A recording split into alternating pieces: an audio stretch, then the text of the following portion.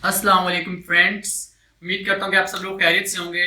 अच्छा, आप लोगों को याद होगा कि मैंने चंद हफ्ते पहले एक वीडियो सीरीज स्टार्ट की थी जिससे मैंने आपको गाइड करा था कि जर्मनी में किस तरह आप आ सकते हैं और ए टू जी क्या प्रोसीजर, स्पेशली बैचलर और स्टूडेंट्स के जो भी अप्लाई करने हैं या आपके ऑप्शन क्या होते हैं आपके पास। तो ये सब बातें मैंने पहली दो वीडियोस तकरीबन अपलोड कर दी जिसमें मैंने आप लोगों को बताया था कि अब्रॉड स्टडीज इंपॉर्टेंट क्यों है। और उसके बाद जो सेकंड वीडियो थी उसमें मैंने बताया था कि आप लोग वाई जर्मनी, जर्मनी क्यों, क्योंकि जर्मनी आप लोगों का सबसे इंपॉर्टेंट पॉइंट ये था कि जर्मनी आपको फ्री एजुकेशन ऑफर करता है, बैचलर्स में भी मास्टर्स में भी। जो आज की वीडियो है उसमें कवर करूंगा कि बैचलर स्टूडेंट्स के लिए जिन्होंने एफएससी कर चुके हैं उनके लिए क्या ऑप्शंस होते हैं कि वो किस तरह बैचलर्स के लिए जर्मनी में आ सकते हैं। इस आज की वीडियो में आपको स्टेप बाय स्टेप ये बताऊंगा और जो नेक्स्ट वीडियो इंशाल्लाह फोर्थ जो वीडियो होगी उसमें मास्टर का बताऊंगा कि मास्टर के स्टूडेंट्स जो हैं उनके लिए क्या ऑप्शंस होते हैं और उसमें ये बता दूंगा आपको कि आपने अप्लाई किस तरह करना है। ठीक है, उसमें उसी वीडियो में आपको ये बता दूंगा क्योंकि जो बैचलर की वीडियो है वो थोड़ी लेंथी प्रोसीजर इसमें कवर नहीं होगा। आपको नेक्स्ट वीडियो में मैं आपको बता दूंगा कि अप्लाई किस तरह करना है आपने। और उसके बाद जो सीरीज है उसमें आपको बता दूंगा कि आप लोगों के डॉक्यूमेंट्स क्या चाहिए, इन बेसिक रिक्वायरमेंट्स क्या है। ठीक है, और लास्ट में इंशाल्लाह जो लास्ट वीडियो होगी उसमें ये बता दूंगा कि आप जर्मनी जब आएंगे तो आपको जो मसले मसाइल होते हैं वो कौन से इंपॉर्टेंट मसाइल हैं जो आपको पता होना चाहिए। तो स्टार्ट करते हैं वीडियोस अब इंशाल्लाह।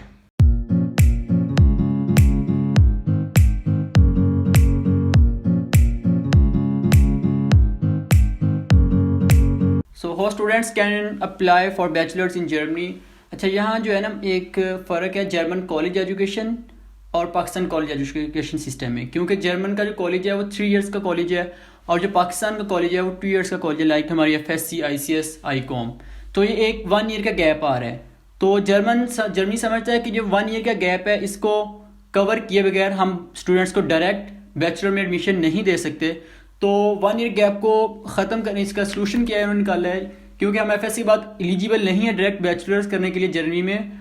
तो सोल्यूशन ये निकाला है उन्होंने, हमें 2 ऑप्शन दिए हैं। एक दिया है कि स्टूडेंट कोलीग, अब स्टूडेंट कोलीग पब्लिक भी हो सकता है, प्राइवेट भी हो सकता है, और दूसरा ऑप्शन दिया है जी 1 year studies from Pakistan. Student colleague क्या है जी, ये हम अभी देख लेते हैं। और ये करते क्यों है स्टूडेंट कोलीग और 1 ईयर स्टडीज़ फ्रॉम पाकिस्तान, इसलिए की जाती है ताकि हमारी 3 ईयर ऑफ एजुकेशन और 13 ऑफ एजुकेशन या 3 year of college studies complete हो जाएं और फिर हम एलिजिबल हो जाएं अपनी डायरेक्ट बैचलर्स के लिए। तो अब स्टूडेंट कोलीग क्या है जी, what is student colleague, 1 year और 2 semester studies in German university.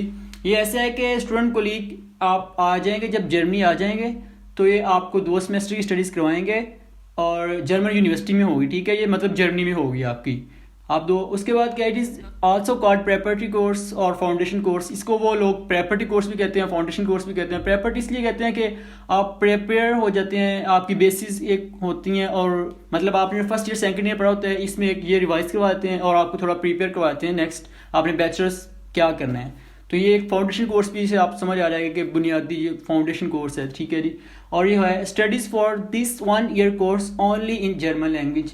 तो ये सिर्फ जर्मन लैंग्वेज में ही आपको करना पड़ता है स्टूडेंट कोलीग, तो इसीलिए आपको जर्मन लैंग्वेज लर्न करना ज़रूरी है इसमें एंटर होने के लिए। तो टोटल कितने स्टूडेंट कोलीग्स हैं, 28 स्टूडेंट कोलीग्स हैं जर्मनी में। पब्लिक जो है, प्राइवेट की बात नहीं भी कर रहा, कंटिन्यू करते हैं आगे। अच्छा, टाइप्स ऑफ स्टूडेंट कोलीग और courses offered in student colleague. तो टाइप्स जो हैं वो 5 टाइप है यहाँ पे। M course for medical, biological and pharmaceutical degrees. T course है जी mathematical, science and technical degrees. जो डब्ल्यू कोर्स है वो business, economics and social sciences degrees. G course for humanity degrees और German studies. S course for language degrees. अच्छा, ये इन्होंने division की हुई है कि अब फॉर एग्जांपल आपने किया एफएससी किया, आईकॉम किया, कुछ भी किया है, लेकिन अब आप आगे क्या करना चाह रहे हैं, जो बैचलर्स में करना चाह रहे हैं वहाँ आपको ये कोर्स सिलेक्ट करना ज़रूरी है। क्योंकि फॉर एग्जांपल आप इंजीनियरिंग साइड पर जाना चाह रहे हैं तो आप टी कोर्स सेलेक्ट करेंगे, आप बिजनेस साइड पर जाना चाह रहे हैं तो डब्ल्यू कोर्स, ऐसे ही आप मेडिकल साइड पर जाना चाह रहे हैं तो एम कोर्स सेलेक्ट करेंगे। तो ये आपको कोर्सेज हैं जो स्टूडेंट कोलीग में ऑफर किए जाते हैं। उसके बाद नीचे ये आप देखेंगे टी आई कोर्स है, डब्ल्यू कोर्स है और जी डी कोर्स है। बेसिकली जर्मनी में 2 यूनिवर्सिटीज़ हैं, 2 टाइप्स हैं यूनिवर्सिटीज़ की। एक है यूनिवर्सिटीज़ कहलाती हैं और दूसरी है हॉकशूले। तो ये भी आपको इतना डिफरेंस करने की ज़रूरत नहीं है, इसके लिए एक अलग वीडियो बनाई जा सकती है कि डिफरेंस क्या है इन दोनों में। तो जो हॉकशूल हैं इसमें आपको सिर्फ अभी यही बताता हूँ कि जो आप यूनिवर्सिटीज़ में आपको M course, T course, W और जी ये यूनिवर्सिटी में पढ़ाए जाते हैं, और ये जो हैं ये आपको टी आई, डब्ल्यू और जी डी कोर्स ये आपको हॉकशूल में पढ़ाए जाते हैं। आपने अगर अपना स्टूडेंट कोलीग यूनिवर्सिटी से किया है, मतलब इन कोर्सेज MTS इनसे किया है, तो आप यूनिवर्सिटी आगे एक कोर्स करने के बाद, स्टूडेंट कोलीग करने के बाद, अपनी 2 सेमेस्टर स्टडीज़ कंप्लीट करने के बाद आप किसी यूनिवर्सिटी में भी जा सकते हैं और हॉक्सले में भी जा सकते हैं। लेकिन अगर आपने यहाँ से किया, TI हॉक्सले से किया आपने, तो उसमें भी यह है कि कुछ हॉक्सले जो हैं कुछ वो आपको बाउंड करते हैं कि आप फिर हॉक्सले में जाएंगे, लेकिन कुछ जो हैं वो आपको ऑप्शन भी देते हैं कि आप सेकंड सेमेस्टर में चॉइस कर लें कि आपने कहाँ जाना है, हॉस्टल में जाना है या यूनिवर्सिटी में जाना है। तो ये एक तकरीबन ये चीज़ एक ही है, लेकिन आपको थोड़ा ख्याल रखना पड़ता है यहाँ पे। Requirements for entrance in student colleague. अच्छा जी, एंटर होने के लिए स्टूडेंट कोलीग में रिक्वायरमेंट्स क्या हैं? 2 मेन यहाँ फैक्टर हैं जी, एक अप्लाई करने की रिक्वायरमेंट्स हैं और एक एंट्रेंस की। अच्छा जी, आपने अप्लाई करना है। अप्लाई करने के लिए आपको आपको German language level minimum B1 और B2 अचीव करना है, ठीक है, और इंटरमीडिएट का सर्टिफिकेट आपका जो FSC ICOM आपने FA कुछ भी किया है वो सर्टिफिकेट। अच्छा, यहाँ पे सर्टिफिकेट भी हो सकता है, मतलब कि सनद भी हो सकती है, आपका रिजल्ट कार्ड भी हो सकता है, ठीक है जी। और B1 और B2 कुछ जो यूनिवर्सिटीज़ हैं वो B1 लैंग्वेज लेवल पर भी आपको एक्सेप्ट कर लेती हैं, और कुछ जो हैं और बहुत सी आपको B2 लेवल पर एक्सेप्ट करती हैं। मिनिमम जो है वो B1 है। और फिर ये आपकी जब ये रिक्वायरमेंट्स पूरी हो जाएंगी अप्लाई करने के लिए, आप अप्लाई करने के काबिल हो जाएंगे, फिर आप अप्लाई करेंगे यूनिवर्सिटी में, फिर वो आपको एक एंट्री सर्टिफिकेट देंगे या कि एंट्री स्लिप देंगे आपको, जिस तरह हमारे पाकिस्तान में होता है कि आप अप्लाई करते हो और आपको एंट्री टेस्ट के लिए बुला देते हैं, तो वो आपको एंट्री टेस्ट के लिए एक स्लिप देंगे या एक सर्टिफिकेट देंगे कि हमारे पास आएँ और आकर टेस्ट दें। उसको हम कहते हैं जी ऑफनामे प्रूफुंग एंट्री टेस्ट कहते हैं उसको। ये कंसिस्ट कर रहा होता है मैथमेटिक्स और जर्मन, इन 2 जो सब्जेक्ट्स हैं ये आपसे इन टेस्ट में पूछे जाते हैं। और उसके बाद आप अगर टेस्ट क्लियर कर लेते हैं तो आप स्टूडेंट कोलीग में एंटर हो जाएंगे पब्लिक में। लेकिन अगर आप ये टेस्ट क्लियर नहीं कर पाते तो फिर क्या है जी, not clear entrance test, then private student colleague का ऑप्शन होता है आप लोगों के पास, उसकी 6000 euros फीस है for 2 semester, and private student colleague offer studies also in English language. तो ये बात आप लोगों को पता होनी चाहिए, ठीक है जी। नेक्स्ट कंटिन्यू करते हैं।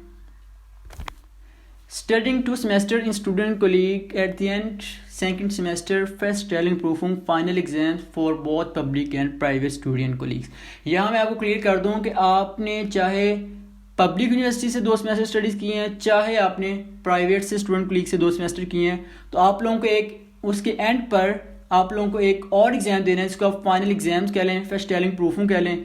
अगर आप वो क्लियर करते हैं प्रूफिंग, तो फिर आपको एक पासिंग सर्टिफिकेट दिया जाएगा कि आपने ये 2 सेमेस्टर बच्चे ने पढ़े हैं, ये पास हो गया और ये आप एलिजिबल है कि आगे अपनी बैचलर्स कंटिन्यू कर सके। लेकिन अगर आप नहीं कर पाते तो आप लोगों के पास एक और ऑप्शन होता है, आप सेमेस्टर रिपीट कर लें तो फिर एक बार आप दोबारा एग्जाम में अपीयर हो सकते हैं। तो ये ऑप्शन होते हैं आप लोगों के पास। देन जी लास्ट जो है, ये तो पहला ऑप्शन यहाँ पे ख़त्म हो गया, ये आप लोगों का स्टूडेंट कोलीग का चक्कर ख़त्म हो गया यहाँ पे। अब दूसरा ऑप्शन क्या है जी, मैंने जो पहले बात की थी 1 year स्टडीज़ इन पाकिस्तान। ये क्या चक्कर है? ये थोड़ा सा ऐसा चक्कर है कि इसमें आपने 2 सेमेस्टर पाकिस्तान यूनिवर्सिटी से कर सकते हैं। आप FSC किया आपने, आप एनरोल हो जाएं किसी पाकिस्तान यूनिवर्सिटी में। यहाँ ये बात बहुत ज़रूरी है कि वो रिकॉग्नाइज्ड हो बाय इस वेबसाइट से anabin.kmk से, ठीक है ना। तो यहाँ एनाबिन एक वेबसाइट है, एक ऐसा अदारा है जर्मनी में जो आपको करता है, बताता है कि आपकी जो पाकिस्तानी यूनिवर्सिटी है वो यहाँ पे रिकॉग्नाइज्ड है या नहीं है। अगर वो रिकॉग्नाइज्ड होगी तो फिर आपको वो आपका लेटर ट्रांसक्रिप्ट एक्सेप्ट करेंगे, और अगर वो रिकॉग्नाइज्ड नहीं होगी तो फिर आपका फ़ायदा नहीं है, वहाँ से 2 सेमेस्टर वो एक्सेप्ट नहीं करेंगे, आपको मानेंगे ही नहीं। तो और नेक्स्ट पॉइंट जो है, in desired field what you want to continue in bachelors. आपने अपने पाकिस्तान में 2 सेमेस्टर उसी फील्ड में करने हैं जिसमें आपने आगे इधर आके बैचलर्स कंटिन्यू करना है। ऐसा ना हो कि आपने इधर आकर बिजनेस स्टडीज़ का प्लान है और आप पाकिस्तान से क्या कर लेते हैं जी, मेडिकल साइंस में एडमिशन ले लेते हैं, तो फिर आपका मसला हो जाएगा, वो आपको नहीं देंगे। 2 सेमेस्टर करें अपने, गेट ट्रांसक्रिप्ट 2 सेमेस्टर अपना ट्रांसक्रिप्ट लें, फिर आप एलिजिबल हैं डायरेक्ट बैचलर्स के लिए। लेकिन फिर भी आपको एक रिक्वायरमेंट बहुत इंपॉर्टेंट पूरी करनी पड़ती है। If you want to do your bachelors in English do IELTS minimum and bands 6 bands आपको मिनिमम होने चाहिए। तो और अगर आप जर्मन लैंग्वेज में करना चाहते हैं तो आप लोगों को C1 लेवल जो है वो रिक्वायर होगा।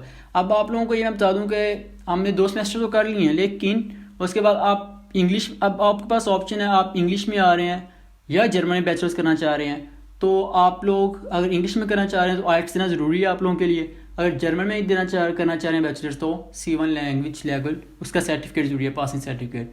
अगर आपके ये रिक्वायरमेंट्स कंप्लीट हो रहेंगे फिर आप डायरेक्ट अप्लाई करेंगे और आपको इंशाल्लाह एडमिशन मिल जाएगा और आप आप जर्मनी आकर स्टडीज़ कंटिन्यू करें। तो ये सब प्रोसीजर था और ये मैंने आप लोगों के साथ शेयर कर दिया है। अब आज का मैं यहाँ ख़त्म कर रहा हूँ वीडियो। इंशाल्लाह नेक्स्ट वीडियो में आप लोगों को बता दूँगा कि आप लोग अप्लाई कैसे कर सकते हैं ये सब चीज़ें। तो इंशाल्लाह ओके, फिर अल्लाह हाफिज़।